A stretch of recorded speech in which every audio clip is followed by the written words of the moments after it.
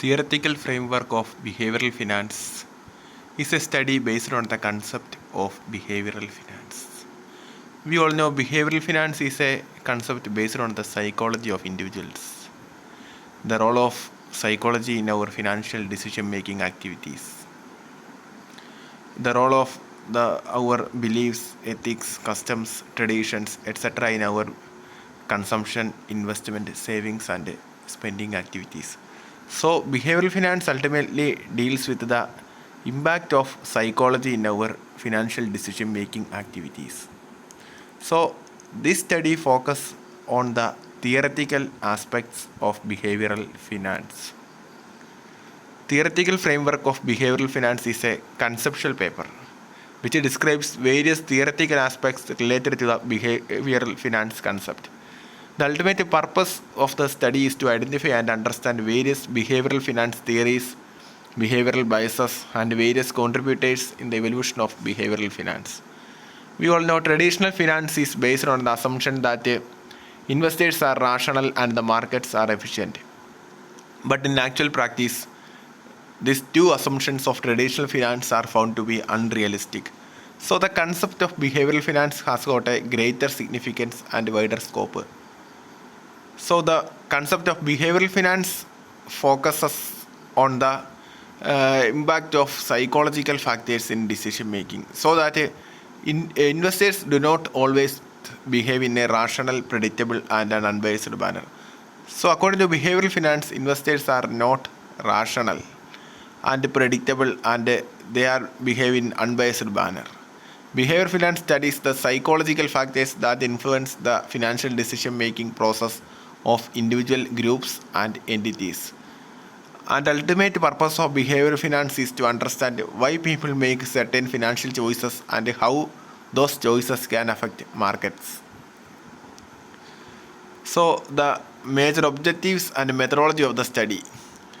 Major objective of the study is to describe various theories of behavioral finance, certain behavioral biases, and various contributors of behavioral finance.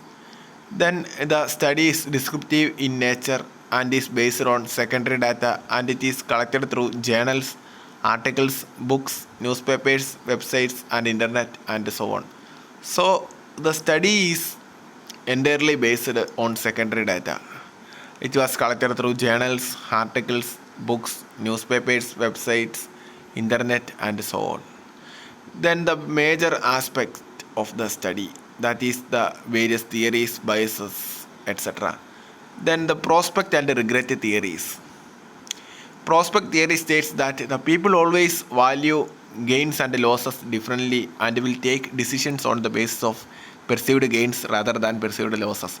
So, in a financial context, people should take decisions, and most of the decisions are based on the value of their perceived gains and losses.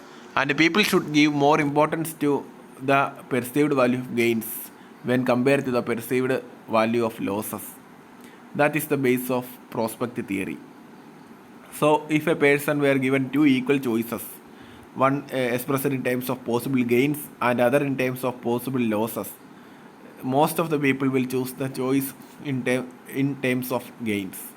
So, according to prospective theory, there are two stages in decision making. First one is concerned with the editing stage. It includes the framing of all choices according to potential gains or losses. And the next stage is the evaluation stage, that is concerned with choosing an alternative. So that is all about the prospective theory according to the study. Then regret theory. Regret theory explains various errors happened in judgment because of emotional reactions. Due to our emotional reactions in financial activities, certain judgment errors were happened.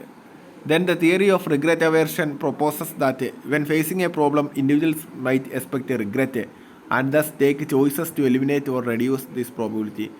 So, for every decision, there is a possibility of loss, and so the people should always try to eliminate or reduce the probability of regret or expectation of regression. So the example is that investors hold stocks that have gone down in order to avoid the regret of having made a bad investment. Then certain contributors towards the concept of behavioral finance are Daniel Kahneman, Richard Taylor, Robert Schiller, Vernon Smith, Herbert Simon, Main Statman, Tversky, Anders Schleifer, etc. are the major contributors. Among them, Daniel Kahneman, Robert Schiller, and Richard Taylor. These are the major contributors behind the concept of behavioral finance. Then some of the theories, historical theories formed as a part of behavioral finance concept are explained. Model of bounded rationality, it is an important one developed by Herbert Simon. Then theory of cognitive dissonance found by Festinger. Then the heuristic biases. Daniel Kahneman is the major propounder. Then the prospective theory, Daniel Kahneman and Tversky. Then the important one is the mental accounting bias. It was founded by Richard Taylor, and a number of contributors were worked behind the concept of behavioral finance, including Meir Statman, Andre Schleifer, Barbes and Taylor, etc. Meir Statman, etc. are the major contributors behind the concept. Then what are the behavioral biases in investing? Certain biases mean certain kinds of illogical decisions in activities. The first one is mental accounting. It is a tendency to segment or classify our money according to the source from which it is obtained. Or people should classify their money into mental accounts based on the variety of subjective criteria like source of money and intent for each account. So people should classify their income according to the source from which it is obtained and for what purpose it is used. It includes psychological classification of needs, mental budgeting, fund allocation, over and underspending, satisfaction of needs, etc. Examples are tax refund, birthday money, bonuses, lottery winnings, then confusing identical purchases, etc. are major examples of mental accounting. Then what is herd behavior? Herd behavior means we all know herd behavior is the tendency to imitate the financial opinion of majority. Consider in case of new investors or lack of experienced persons, they should imitate the activities of others. The major reasons of herd behavior are fear and inexperience, emotions, greed, imitation of majority, etc. Examples are fan base of celebrities, development of trends, majority of investors purchase a particular share, etc. Then certain other biases are anchoring bias. Anchoring is a mental shortcut, and it is a heuristic revealed by behavioral finance that it describes the use of subconscious use of relevant information, such as the purchase price of security according to a fixed reference point. Then loss aversion. It is a bias towards avoiding losses or seeking gains.